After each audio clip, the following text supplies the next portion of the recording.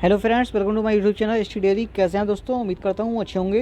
दोस्तों आज हम बात करेंगे आरआरबी एनटीपीसी चेन्नई जोन की, जिसमें स्टूडेंट की डिमांड थी कि इस पर रिवाइज रिजल्ट किस प्रकार से आने की संभावना ज़्यादा रहेगी, उसके बारे में हमें बताया जाए।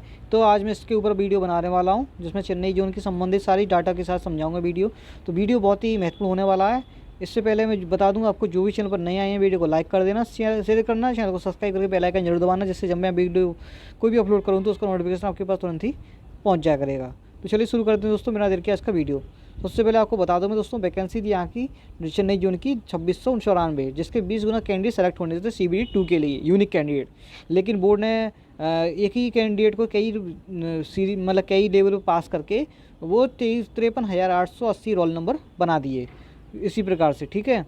उसके बाद जो इन्होंने जारी किया है रिजल्ट, वो देखो अब किस प्रकार से जारी किया है। लेवल 6 में जारी किया है इन्होंने 12,028 कैंडिडेट का। लेवल 5 में 23,401 कैंडिडेट का। लेवल 3 में इन्होंने जारी किया है 9,906 कैंडिडेट का। उसके बाद लेवल 5 में जारी किया है 8,564 कैंडिडेट का, ठीक है। अब इनके रोल नंबर देखो आप, जो लेवल 5 में जो लेवल 6 में पास है उनकी शुरुआत का रोल नंबर देखना, 4 ये शुरू आखिरी जो रोल नंबर है उसमें लास्ट के 4 डिजिट लिए हैं, ठीक है। लास्ट के 4 डिजिट आपकी ये देखना 4894 सब में सेम है, ठीक है। अब यहाँ पर लेकिन हुआ क्या, लेवल 6 में लास्ट का पहला तो ये होगा रोल नंबर, लास्ट में आपका 3028 आएगा, ठीक है। अब यही रोल नंबर जो हैं वो इन सब में कॉमन मिलेंगे आपको, ठीक है। अब कैंडिडेट देखते हैं कैसे, कि ये जो कैंडिडेट है ना 23,301 में 401 में, ये जो कैंडिडेट है ना ये इसमें शामिल हैं, इनके रोल नंबर इसमें शामिल हैं पूरे पूरे, आप देख लेना। अगर इनमें से ये संख्या घटाएंगे तो आपके बच्चे 11,373 कैंडिडेट, इसमें से जब 23,401 में से घटा देंगे तो ये 11,371 बचे। अब 373 जो कैंडिडेट हैं ये वाले कॉमन दोनों कैंडिडेट हैं ये, तो यानी कि 9,906 और 8,564 ये कैंडिडेट जो हैं ये इसमें कॉमन है इसमें। तो यूनिक कैंडिडेट इसमें हुए कितने शामिल, तो यूनिक कैंडिडेट आपके पास 23,401 ही कैंडिडेट हैं आपके जो शामिल हुए हैं। मतलब बाकी जो रिजल्ट है वो दो गुना 3 गुना कैंडिडेट ही, मतलब कोई 2 पे पास हो रहा है, कोई 3 या फिर कोई 4 पे, अधिकतर 4 पे पास हुए कैंडिडेट वो शामिल है इसमें।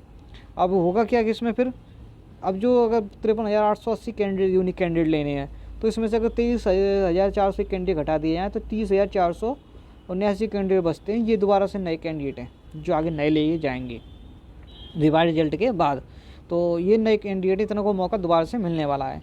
अब रही कट ऑफ की बात दोस्तों, तो कट ऑफ में आपको बता दूं, जो जिस भी आपकी कैटेगरी में, जिस भी कैटेगरी से आप बिलोंग करते हो, यानी कि जनरल से बिलोंग करते हैं, ठीक है। आप लेवल 6 में गए, लेवल 6 में आपने स्टेशन मास्टर की कट ऑफ देखी, तो उसकी जो हाई कट ऑफ है ना स्टेशन मास्टर की या फिर किसी भी पद की, पोस्ट की, उसमें से आप 15 से 20 नंबर घटा देना। उतने पे वो जितने घट के आएंगे, लगभग 75-80 जो भी आए, उसके आसपास ही आपकी कट ऑफ रुकेगी उतने पे। मतलब 15 से 20 नंबर की गिरावट निश्चित रूप से होनी है अगर इस प्रकार से रिजल्ट जारी किया जाए। लेकिन जिस प्रकार से जो कमेटी का रुख है और कमेटी की जो बोलचाल में आ रही हैं चीज़ें सामने, यानी कि आपका जो इलाहाबाद में आए थे अभी, आरआरबी प्रयागराज में आए थे ये कमेटी वाले, तो वहाँ पर भी जो बात हुई थी, 100 बच्चे बुलाए गए थे वहाँ पर मीटिंग में उससे, तो वहाँ पर भी ये चीज़ें सामने आ रही हैं कि अब रिजल्ट है वो अगर इस प्रकार से जारी करते हैं हम आगे चल के दोबारा से जो पोस्ट वाइज और लेवल वाइज CBT 1 का ही, तो 12th वाले स्टूडेंट्स तो फिर से धोखा खाएंगे, फिर से उनकी सीटों पर ग्रेजुएशन का ही कब्जा रहेगा। जिस प्रकार से इस बार 10% की 10% पे आपके 12th वाले स्टूडेंट हैं, बाकी 90% पे ग्रेजुएशन के कैंडिडेट हैं। और इसी प्रकार से अगर जारी करते हैं रिजल्ट तो इस प्रकार से आपकी यहाँ पर गिरावट देख लेना। EWS में 13 से 15 नंबर घटा लेना, OBC से 14 से 18, SC में 12 से 15, ST में 11 से 15 और PWD एक्स सर्विसमैन तो आपको मिनिमम क्वालिफाइंग मार्क्स पर ही पास कर दिया जाएगा। तो ये चीज़ें हैं दोस्तों, अगर रिजल्ट जो जारी करते हैं minimum qualifying marks level wise और पोस्ट वाइज, तो फिर से ये चीज़ें सामने आएंगी और फिर 12th वालों के साथ धोखा होगा, फिर से आंदोलन होगा, फिर से वही कोर्ट केस कचहरी ये सब चलेगा। तो वैकेंसी डिले ना हो, इसलिए एक कॉमन सुझाव मैं देना चाहूँगा कि रिजल्ट को मिनिमम क्वालिफाइंग मार्क्स पर रोक दिया जाए। जिस प्रकार से जो रिजल्ट है इस CBT 1 LP 2018 का, उसमें भी इसी प्रकार से हुआ था और 3 बार संशोधन हुआ था दोस्तों। वहाँ पर भी एक बार संशोधन कर दिया गया था, फिर इन्होंने कैंडिडेट बढ़ा के ले लिए थे, फिर दोबारा से हुआ क्या, दोबारा से फिर तब भी रिजल्ट वही जारी हुआ, उसमें भी ग्रेजुएशन वाले कैंडिडेट फिर भी रह गए। तब इन्होंने फिर ग्रेजुएशन वालों ने आंदोलन किया, फिर उन्होंने रिजल्ट को जारी किया फिर से डाउन करके, फिर कट ऑफ डाउन तो कर दी, लेकिन फिर भी स्टूडेंट रह गए। जब इतनी डाउन कर दिए तो फिर और स्टूडेंट रह गए, फिर वो कहना है कि जब रिजल्ट कट ऑफ डाउन करके इतना स्टूडेंट लिए जा रहे हैं तो फिर आप मिनिमम क्वालिफाइंग मार्क्स पर रोकें, फिर मिनिमम क्वालिफाइंग मार्क्स पर रोकना पड़ा इनको रिजल्ट को। तो 3 बार रिजल्ट संशोधन हुआ था, उसके बाद मिनिमम क्वालिफाइंग मार्क्स पर रिजल्ट को रोक कर सबको पास कर दिया गया था। यानी कि मिनिमम क्वालिफाइंग मार्क्स पर जो स्टूडेंट पास होगा वो तो विरोध करेगा नहीं, क्योंकि मिनिमम तो वो तो नोटिफिकेशन में है और मिनिमम पे तो पास होना सब जगह अनिवार्य होता है।